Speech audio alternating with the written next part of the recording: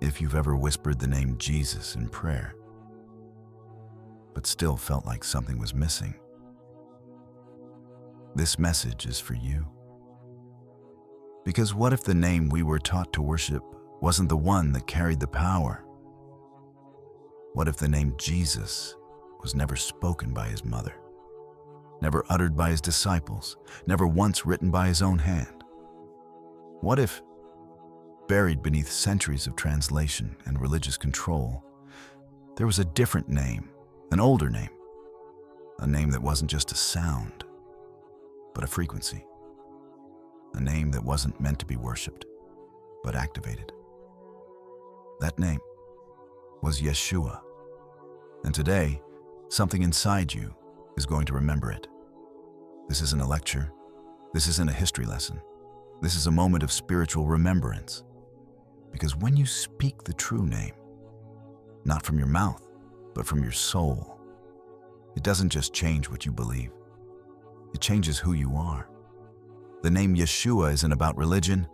It's about resonance. A vibration passed through time, hidden in plain sight, waiting for your spirit to wake up. And now, at this very moment, you're not just hearing it, you're feeling it. If something within you stirs before we even begin, then pause and whisper the name once. Yeshua, not as a follower, but as one who is becoming. Because the journey you are about to begin is not toward a man in the sky, but back to the light that's already rising within. And once you hear the truth about how and why they changed his name, you'll understand. They weren't just erasing history. They were trying to erase you. He was not called Jesus, not by his mother, not by his followers, not even by history until history was rewritten. His true name was Yeshua. And in the ancient world, a name was never just a label. A name was a doorway, a code that carried the essence of a being. In Hebrew, in Egypt, in every ancient wisdom tradition, to speak a true name was to invoke the power behind it. That's why Yeshua wasn't just a title for a man. It was a spiritual frequency, a breath that said, salvation is within you. Say it out loud and something shifts, not outside, inside. Yeshua. It vibrates differently. It lands deeper.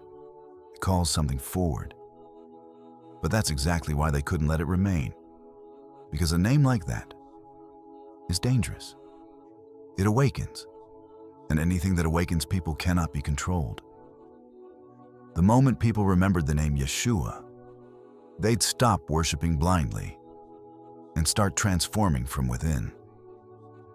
That's why they changed it. Not for grammar, not for translation, but for domestication. Because a name like Yeshua was too wild for empires, too activating for religion, too powerful for kings and priests who wanted obedience, not awakening. So they buried it. They filtered it. First into Greek, Jesus, then Latin, then English, and finally, Jesus. With every step, something was lost, not just a sound, but a spark. The divine fire behind the name grew quieter.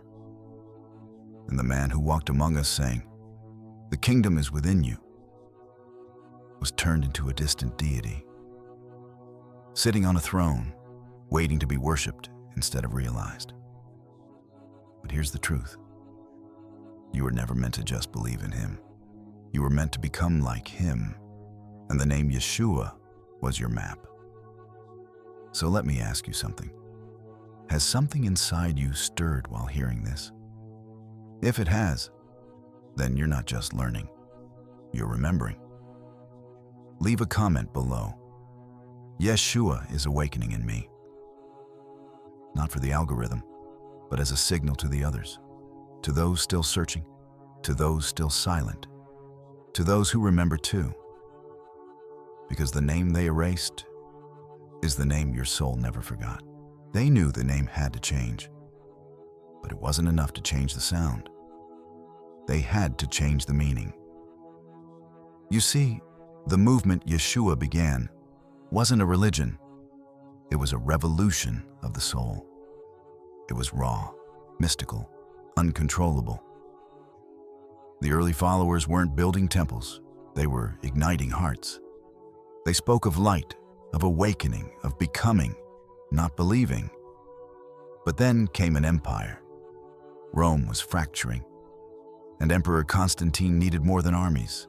He needed allegiance.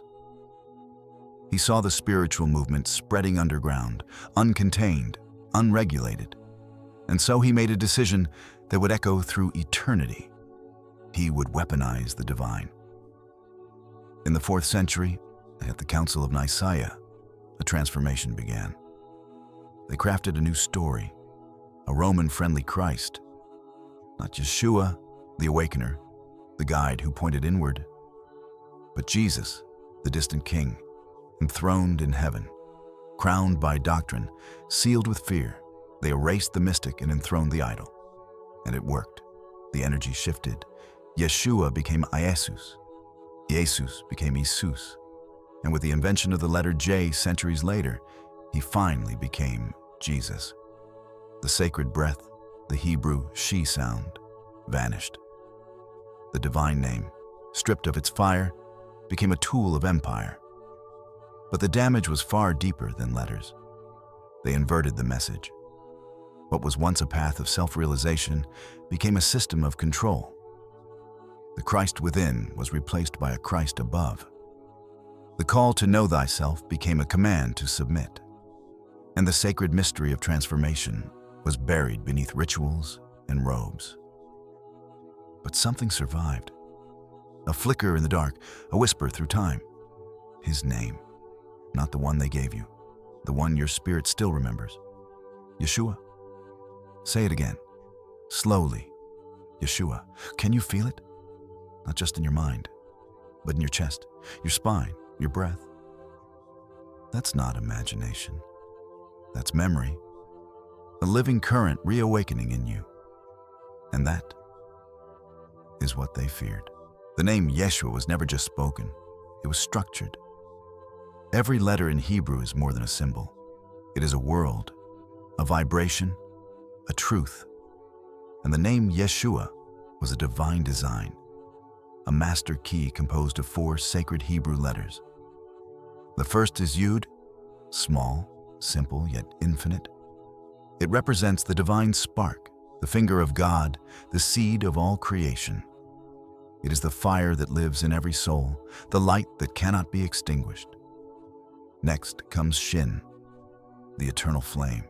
It burns through illusion, purifies through suffering. It is the fire of spirit, the power to transform. Then comes Vav, the connector, the nail that binds heaven to earth, spirit to body, divine to human. It reminds us that we are not separate from the sacred. We are the bridge. And finally, Ayin, the eye, but not the one in your head, the eye of the soul, the inner sight that sees beyond the visible, beyond logic, into the unseen realms of truth. Together, these letters don't just spell a name. They spell a process, from spark to flame, from union to vision.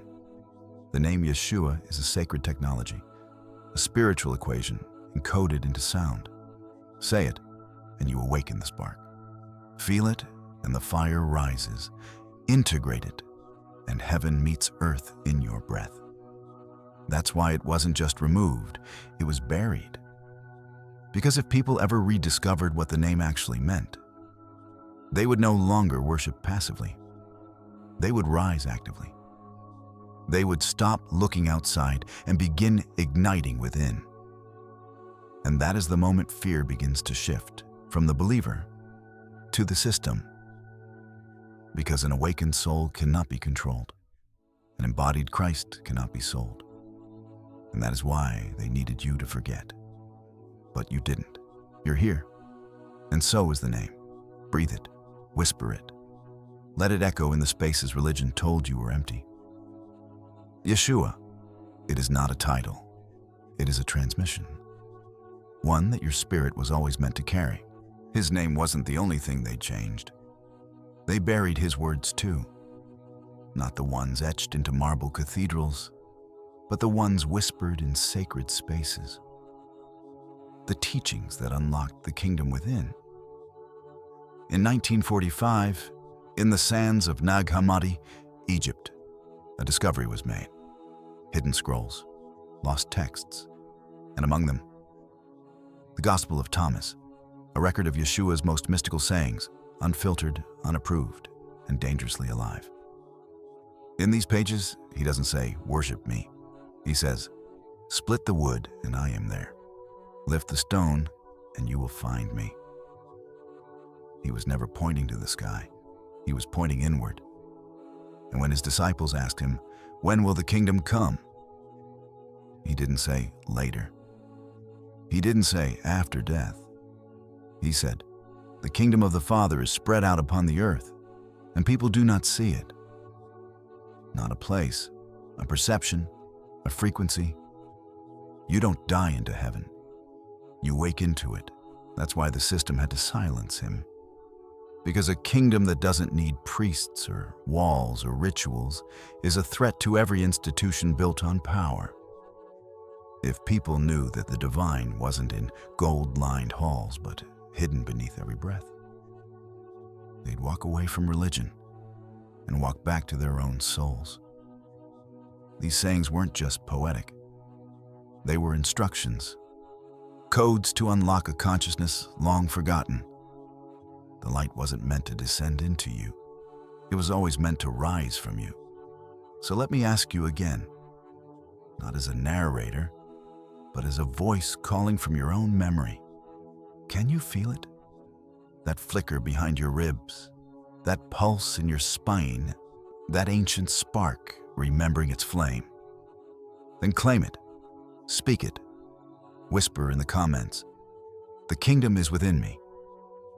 Not to be seen, but to activate what's always been yours. Because the words they erased were the keys they feared you'd find.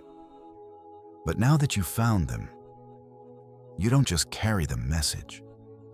You become the message. They told you the second coming would be loud. Trumpets in the sky, clouds splitting, a king descending in fire. But what if the return they spoke of was never meant to come from the outside? What if it was always meant to rise from within? Yeshua didn't just teach this, he embodied it. He revealed that the body itself, the temple you've been taught to deny, is the sacred chamber of resurrection. The ancients knew this truth. They called it sacred science. Hidden in the brain is a secret chamber, the claustrum, where sacred fluid is formed. If guarded with wisdom, this anointing oil travels down the spine like a seed descending into soil. And if protected, if your energy is not wasted through distraction, addiction, or lust, it returns. It climbs the 33 vertebrae, refined by the fires of the heart, until it reaches the pineal gland, the third eye, the lamp of the body. And when it is lit, you don't just awaken, you resurrect. This was the true second coming, not a man returning from the clouds, but the Christ flame rising inside you. That's why they silenced it.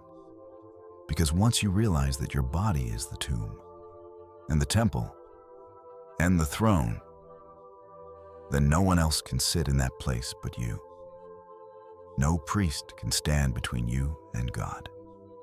No dogma can block what has already been written into your blood.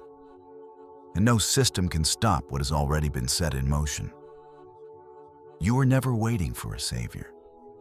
You were remembering that you are the soil from which salvation grows.